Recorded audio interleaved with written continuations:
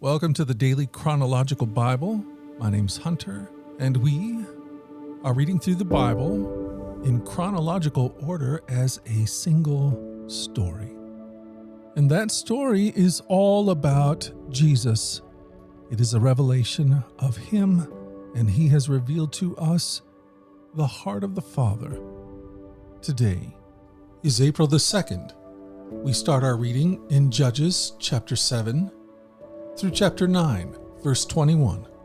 We're reading through the New Living Translation. This is the word of the Lord. Judges 7. So Jerubbaal, that is Gideon, and his army got up early and went as far as the spring of Harod. The armies of Midian were camped north of them in the valley near the hill of Morah. The Lord said to Gideon, "You have too many warriors with you. If I let all of you fight the Midianites, the Israelites will boast to me that they saved themselves by their own strength. Therefore tell the people, whoever is timid or afraid may leave this mountain and go home." So 22,000 of them went home, leaving only 10,000 who were willing to fight. But the Lord told Gideon, "There are still too many. Bring them down to the spring, and I will test them to determine who will go with you and who will not." When Gideon took his warriors down to the water, the Lord told him, "Divide the men into two groups. In one group, put all those who cup water in their hands and lap it up with their tongues like dogs. In the other group, put all those who kneel down and drink with their mouth in the stream." Only 300 of the men drank from their hands. All the others got down on their knees and drank with their mouths in the stream. The Lord told Gideon, "With these 300 men I will rescue you and give you victory over the Midianites. Send all the others home." So Gideon collected the provisions and ram's horns of the other warriors and sent them home. But he kept the 300 men with him. The Midianite camp was in the valley just below Gideon. That night the Lord said, "Get up, go down into the Midianite camp, for I have given you victory over them. But if you are afraid to attack, go down to the camp with your servant Purah. Listen to what the Midianites are saying, and you will be greatly encouraged. Then you will be eager to attack." So Gideon took Purah and went down to the edge of the enemy camp. The armies of Midian, Amalek, and the people of the east had settled in a valley like a swarm of locusts. Their camels were like grains of sand on the seashore, too many to count. Gideon crept up just as a man was telling his companion about a dream.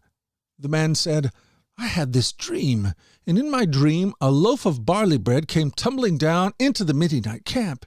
It hit a tent and turned it over and knocked it flat." His companion answered, "Your dream can mean only one thing. God has given Gideon, son of Joash the Israelite, victory over Midian and all his allies." When Gideon heard the dream and its interpretation, he bowed and worshipped before the Lord. Then he turned to the Israelite camp and shouted, "Get up, for the Lord has given you victory over the Midianite hordes." He divided the 300 men into 3 groups and gave each of them a ram's horn and a clay jar with a torch in it. Then he said to them, "Keep your eyes on me. When I come to the edge of the camp, do just as I do.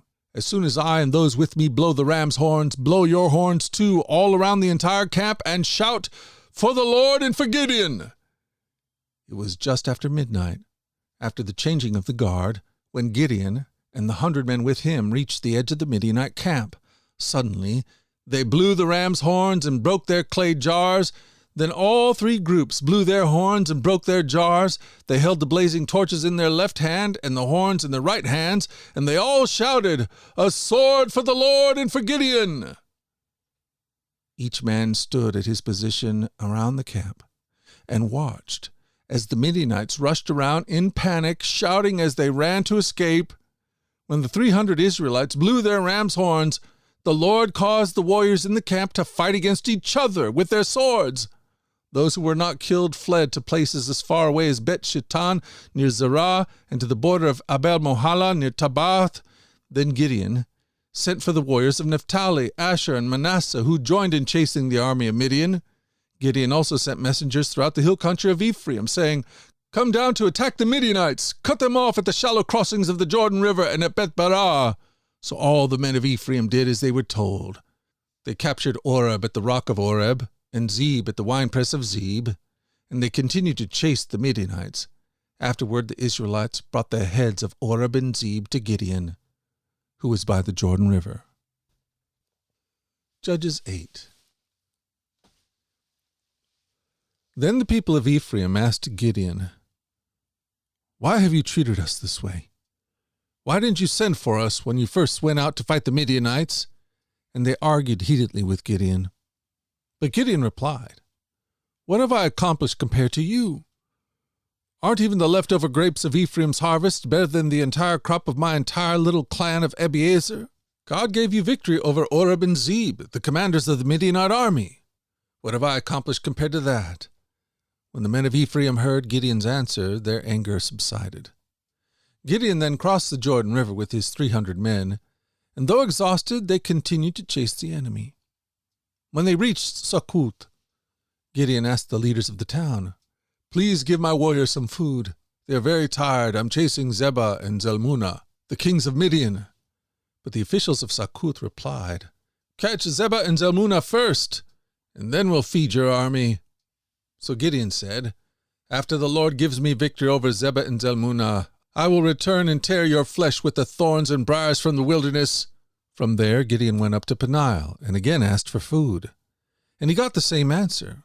So he said to the people of Peniel, "After I return in victory, I will tear down this tower."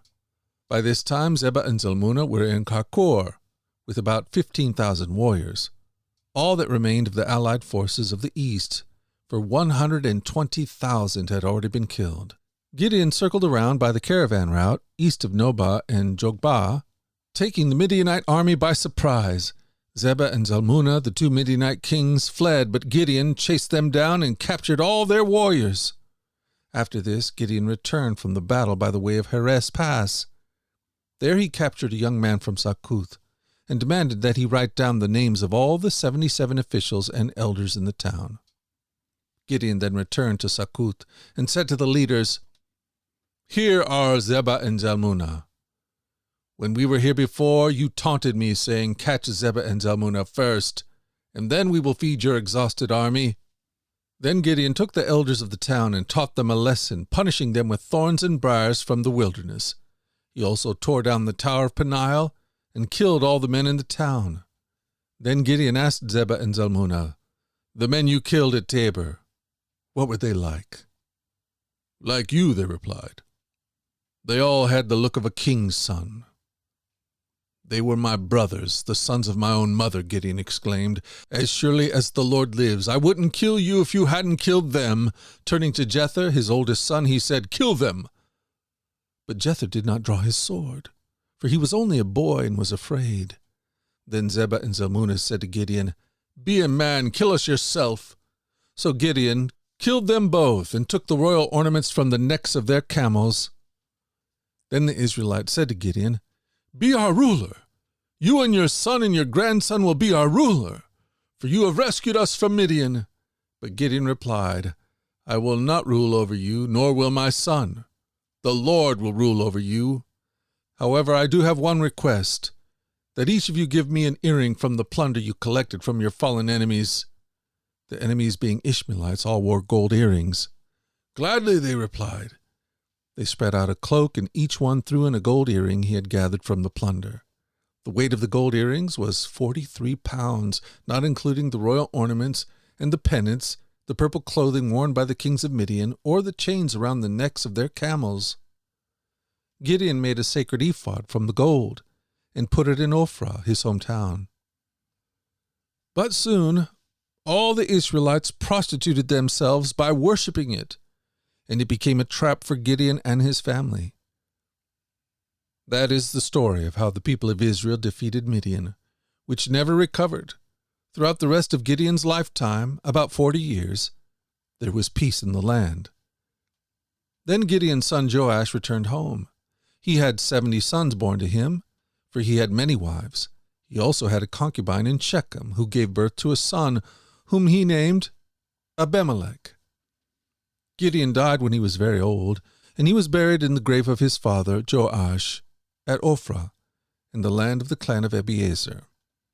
As soon as Gideon died, the Israelites prostituted themselves by worshiping the images of Baal, making Baal Berith their god.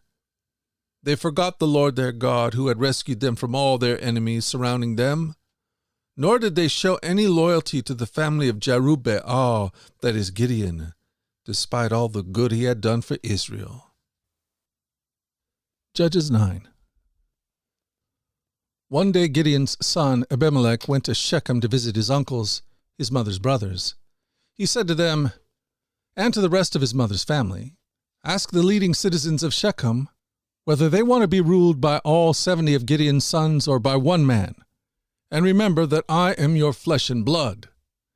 So Abimelech's uncles gave his message to all the citizens of Shechem on his behalf. And after listening to the proposal, the people of Shechem decided in favor of Abimelech because he was their relative.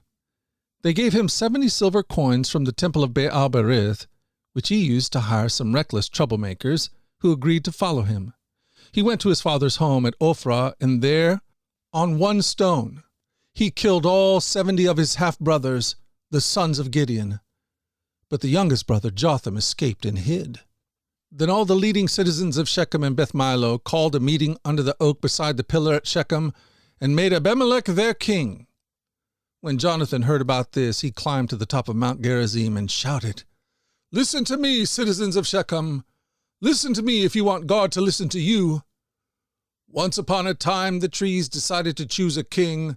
First they said to the olive tree, 'Be our king.' But the olive tree refused, saying, 'Should I quit producing olive oil that blesses both God and people just to wave back and forth over the trees?'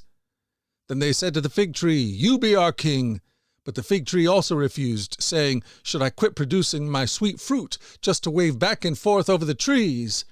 Then they said to the grapevine, 'You be our king.' But the grapevine refused, saying, 'Should I quit producing wine that cheers both God and people, just to wave back and forth over the trees?' Then all the trees finally turned to the thorn bush and said, 'Come, you be our king.' And the thorn bush replied to the trees, 'If you truly want me to be your king, come and take shelter in my shade. If not, let fire come from me and devour the cedars of Lebanon.'" Jonathan continued, "Now make sure that you have acted honorably and in good faith by making Abimelech your king, and that you have done right by Gideon and all his descendants. Have you treated him with the honor he deserves for all he accomplished? For he fought for you and risked his life when he rescued you from the Midianites. But today you have revolted against my father and his descendants, killing his 70 sons on one stone. And you have chosen his slave woman's son, Abimelech, to be your king, just because he's your relative.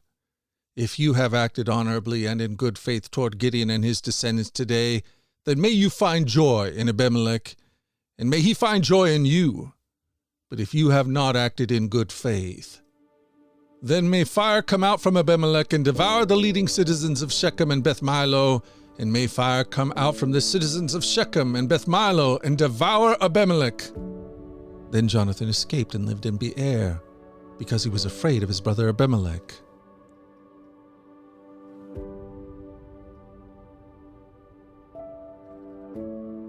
Thank you for joining us at the Daily Chronological Bible.